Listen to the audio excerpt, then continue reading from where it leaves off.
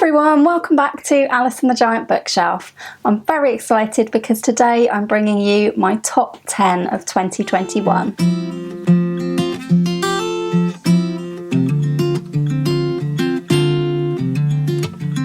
Hi everyone, welcome back to my channel, or welcome if you are new. My name's Alice and I have way too many books, and this is my top 10 of 2021. And it was so hard to pick 10 books that I may have cheated a little bit somewhere in the middle of this list, but things that surprised me about this list were, before we get into it, we have several non-fictions on the list this year, which I think is a departure from usual, which probably would usually be predominantly fiction. And we have a very big showing for classics, so that just goes to show how much BookTube has led me to read more classics. And actually wanting to read more classics is something that started for me last year, and I have continued that this year, and classics are definitely reflected very well in the top 10. I would say that contemporary books don't really get a look in very much, with contemporary being used there as sort of up-to-date books. Only one of these books was published this year. I actually thought I'd read 0 books from 2022, but it turns out I've read 1 because one of them was delayed being published in 2020 and actually came out in early 2021, so that explains that one. Only one audiobook made it onto this top 10 list. And the thing that I found most interesting about my top 10 is that way back, just after I'd started on BookTube, back in June I guess, I did a top 5 of the year so far, for the halfway point of the year, and only 2 of the books on that list have made it into the top 10, which is really surprising, but also means that I read a lot of good books in the second half of the year. Without any further ado, I'm going to count down the top 10 from 10 all the way up to my top favourite book of the year. And we've got some good ones in here. So to start us off, we have a classic. It's a children's classic, and it's probably the book that surprised me the most this year, probably joint with another book on the list. So this book is Anne of Green Gables. Now, this was one of the first books I read on this channel, and I read it for the 1900 to 1950 readathon back in May, and if you would have told me that this was going to become one of my favourite books of the year, I would have just laughed, because I didn't really want to read this. I felt I had no interest in a book about a girl called Anne who, for all I knew, didn't have very many adventures at all. I was so wrong. This was undoubtedly one of my top 10 of the year. It only came in at number 10 because I read so many other good books. I'm actually rereading this again now for the Past and Future Readathon and for the Analong. So the Analong means that I am going to be reading all of the rest of this series over the course of this year, and that's being hosted by Emily at Novell Novels and Gemma at Read a Book Gem. I just loved this. I loved the Cuthberts, I loved Anne, and I just think that if you haven't read this book, you could be missing out on a really heartwarming, wonderful story. Anne made me laugh a lot, and I just loved her positive outlook on life. A lot of bad things have happened to her, but she gets on, she imagines things, and she enjoys herself. I think I could do with learning a lesson from that. But yeah, absolutely fantastic read. Anne of Green Gables by L.M. Montgomery comes in at number 10. And at number 9 on my list is the only audiobook to make the list this year, and that was Emma by Jane Austen. I actually read 3 Jane Austen books this year. I read Persuasion, which was the book that made me realise that I actually could love Jane Austen. Before that, I held out very little hope that I was going to enjoy Jane Austen. Then came Persuasion, and I just thought it was a wonderful book. Really, really excellent. Could have made the top 10 instead of Emma, but I've gone for Emma instead because I just so enjoyed Jane Austen July.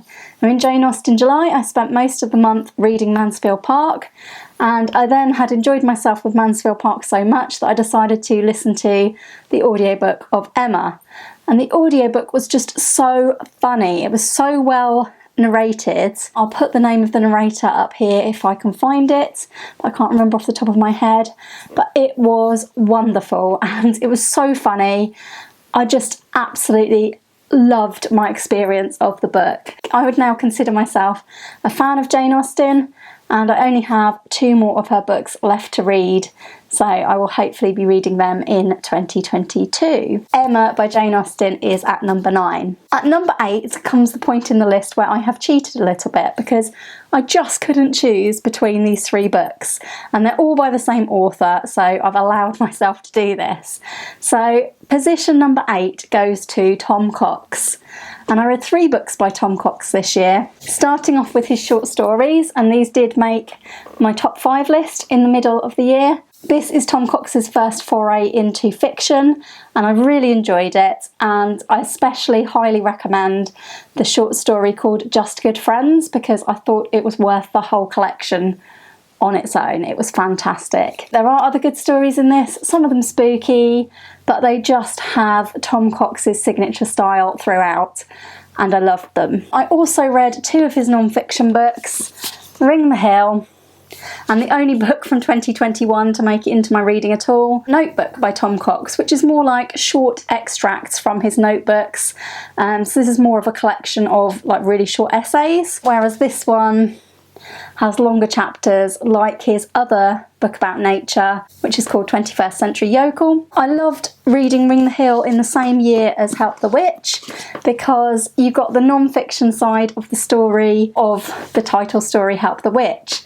So in Help the Witch you've got a man going out to live on his own and write a book, and discovering that the house he lives in is perhaps haunted.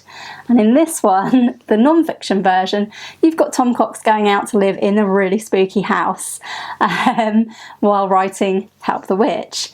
So I absolutely loved putting those 2 together in my head, and there was a little bit in Ring the Hill and a lot in Notebook about my home county of Norfolk, which I absolutely so enjoyed reading. So I'm afraid I couldn't separate these 3, so I've cheated and given Tom Cox the number 8 spot for Help the Witch, Notebook and Ring the Hill. Right, coming in to number 7. Number 7 and number 6, I just couldn't decide on an order. I've gone back and forth over this, but I'm going to give number 7 to The Tenant of Wildfell Hall by Anne Bronte. This is the other book that surprised me most this year. I had no idea what to expect with The Tenant of Wildfell Hall, and I buddy read this with Nikki from Red Dot Reads, and it was just such a wonderful buddy read and such a good experience. And experiencing this book together was just amazing. Yeah, we had such an interesting time because neither of us knew what the book was about, where it was going to go, and I'm so glad that I didn't know what the book was about, so I'm not going to tell you very much about it at all, only that I loved it. It's about the tenant of Wildfell Hall, who is a lady who's moved to a new town in mysterious circumstances and lives up at an old sort of half-abandoned hall. Most of the story is told by Gilbert, who is really interested in the tenant of Wildfell Hall and who she is and what her background is. And we learn about that over the course of the story, and it is just wonderful. So underrated. I don't know why we don't hear more about this book. I highly, highly recommend it as an underrated classic. And it's definitely one of my favourite classics I've read this year. The only reason it's in at number 7 is because there were so many that were so good. And I really think that this is joint 6th place with the next book that I'm about to tell you about, which is Rebecca by Daphne du Maurier. So again, this was another buddy read. I buddy read this with Shelley Swearingen, and this one is one that I was expecting to like, as I thought I had read it before, but I actually hadn't. And it's so gothic in feel. It's got one of my favourite tropes in any story, which is the old, spooky, sort of gothic-y house.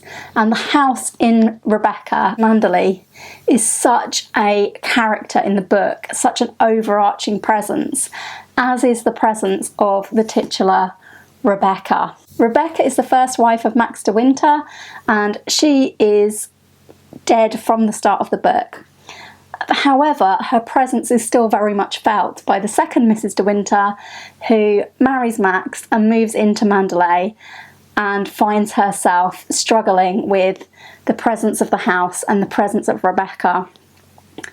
And this is just an amazing story, and if you haven't read Rebecca yet, go for it. So at kind of joint number 6, we have Rebecca by Daphne du Maurier and The Tenant of Wildfell Hall by Anne Bronte. Both excellent classics. Now, in at number 5, in a very unexpected turn of events, is the book that was in at number 1 in the top 5 back in June.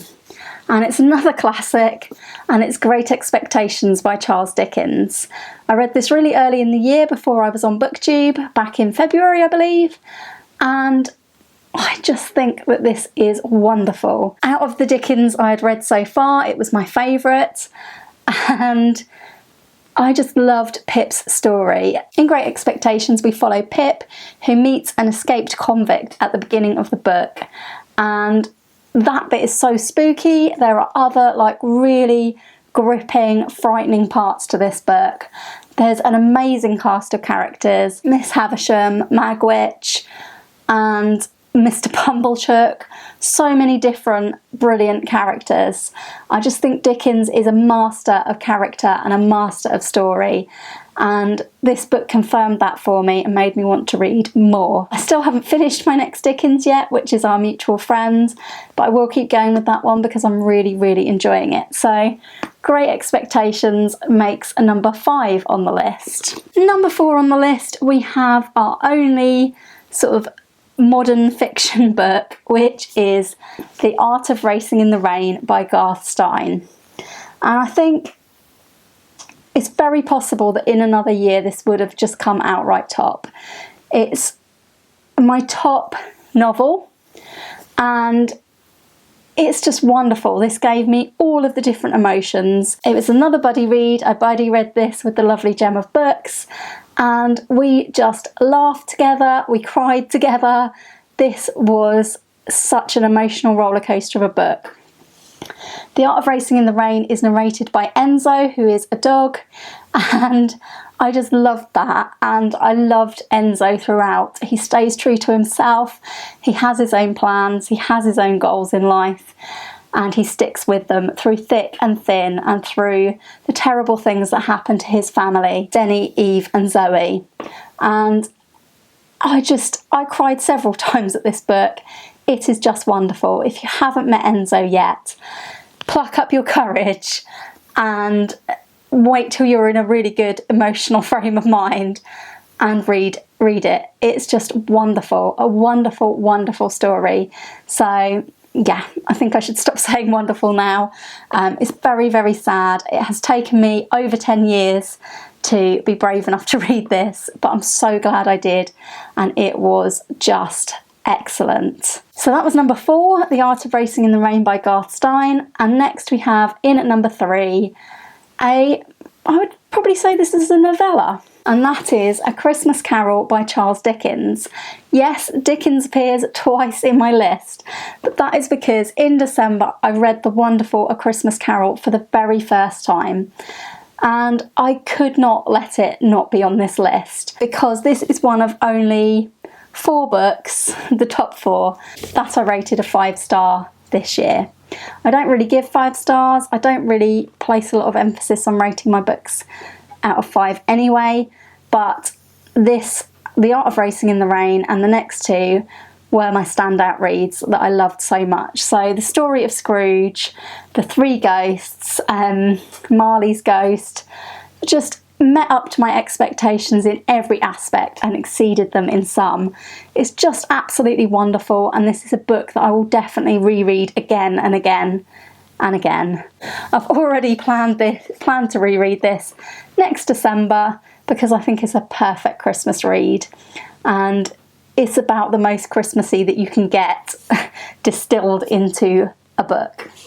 Absolutely wonderful. If you haven't read it yet, make time to read it. It is just amazing. High praise indeed for A Christmas Carol by Charles Dickens in at number 3. Now, strangely enough, that was the final fiction book on our list. All we have left is 2 non-fiction books. And it was so hard to separate these 2 books. If you've been watching my channel over the last few months, you will probably know what these 2 books are going to be. But I just loved these 2 books, and they are both books on the same theme. So the first one, in at number 2, very, very narrowly missing out on the top spot, is Bookworm by Lucy Mangan. This is an absolutely brilliant story of Lucy Mangan's life as a bookworm. Growing up, loving books at times so much that she didn't leave her house, or wouldn't have done if she wasn't made to. This is a very funny memoir of childhood reading. One of the best things about Lucy Mangan's book for me was that she had read in her childhood many of the books that I read and enjoyed in my childhood. And I'll try not to go on and on about this book because I do have a video about it, a Friday Reads. I'll link that if you'd like to go and see it later. If you loved reading books as a child and you love books about books, I would highly, highly recommend Lucy Mangan's Bookworm.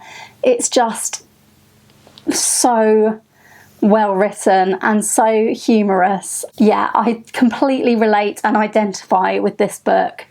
And it would definitely have been number 1 on this list if I hadn't have gone ahead in November and read another book about books that was possibly slightly even more amazing, which is number 1 on this list, Dear Reader by Kathy Renson-Brink, The Comfort and Joy of Books.